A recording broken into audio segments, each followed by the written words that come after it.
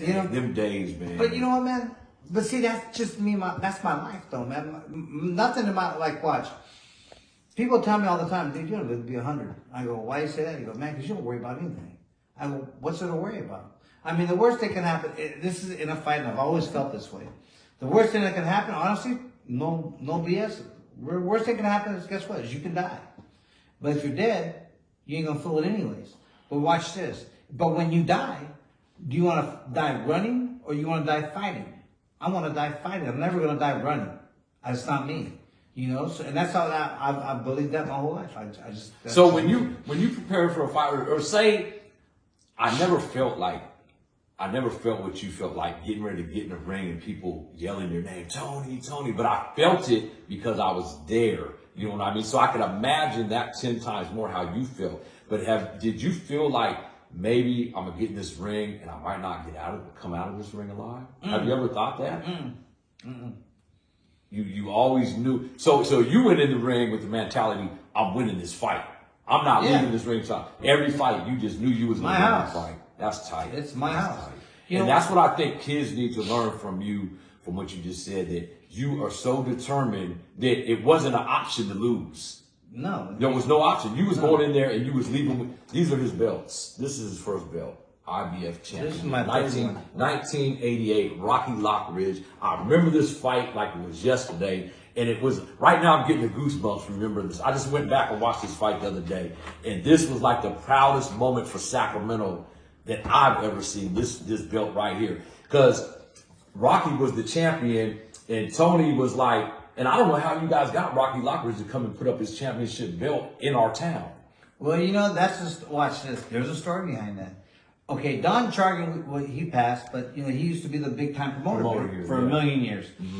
And Don used to do a lot of stuff for Don Chargan used to do a lot of stuff for Lockridge's train. The old white dude. Oh my God. I can't think of his name. Lou Duva. Yeah, I'm sorry. Yeah, he used to do stuff for Lou Duva all the time, get him fighters for opponents and stuff like that. And so Chargan asked Duva, he goes, hey man, we got this kid, we want to give him a title fight. See, so they sent them videos of me and they said, okay, it'll be a tough fight, but we can beat him. That's what Duva was saying, that Lockridge can beat me, it'll be a tough fight, but they can beat me. So they made the fight. They said, we're going to have the fight here in Sacramento. He goes, we're going to get a big crowd. You know, everybody's getting paid, so everyone's having a big crowd. And he agreed. Oh yeah. And he goes, okay, yeah. He goes, we'll come to Sacramento, we'll have the fight over there. And that's how it all got put together. You know, little did they know is, you know, here's what people really don't know about me. As my first 3 years as a pro fighter, I was Bobby Chicone's main sparring partner for the last 3 years of his career.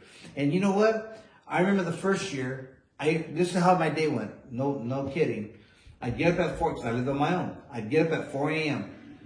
I'd go run, come back, get dressed, make my breakfast, do all the stuff I had to do, be at work at Muddock's Brick Company in Sacramento, and to throw brick around all day long. That's what my job was, throw brick around.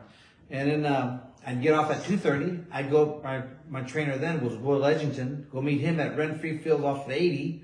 Then I would drive us both in his Supra to Oroville every single day. To Bobby's Cone. I did this every single day. Now watch this. When I first started sparring with Bobby, let me tell you something. This guy beat the living crap out of me every single day. Man, there was times, there's this one time that it stuck in my head, and I tell these people this story all the time, that I was so beat up.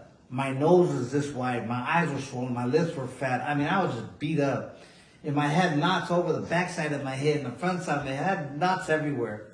And I was so bad that I had to put that headgear that had that bar in the middle. So